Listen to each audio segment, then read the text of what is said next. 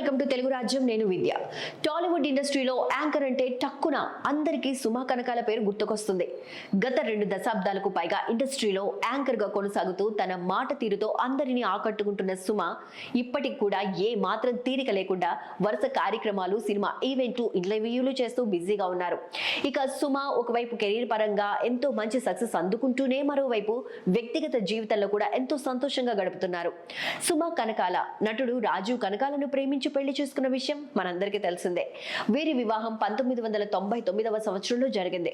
ఇక సుమ రాజీవ్ కనకాలది ప్రేమ వివాహం అనే సంగతి తెలిసిందే. 1994లో ఒక స్టూడియోలో వీరిద్దరి మధ్య పరిచయం ఏర్పడి ఆ పరిచయం కాస్త ప్రేమగా మారింది. అయితే సుమను పెళ్లి చేసుకోవాలి అంటే రాజు ఆమెకు ఒక కండిషన్ పెట్టారని గతంలో ఒక ఇంటర్వ్యూ సందర్భంగా సుమ స్వయంగా వెల్లడించారు. సుమ యాంకర్ గా కంటే ముందు నటిగా పలు సినిమాలు, సీరియల్స్ లో నటించిన విషయం తెలిసిందే.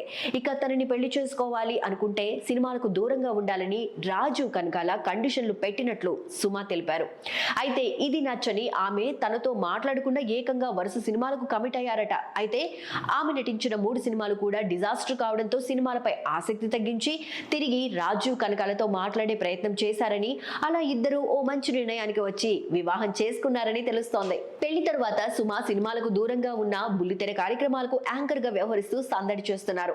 ఇక ఇటీవల జయమ్మ పంచాయతీ అనే సినిమా ద్వారా ప్రేక్షకుల ముందుకు వచ్చారు. అయితే ఈ సినిమా అనుకున్న స్థాయిలో పెద్దగా ప్రేక్షకులను ఆకట్టుకోలేకపోయిందనే చెప్పాలి.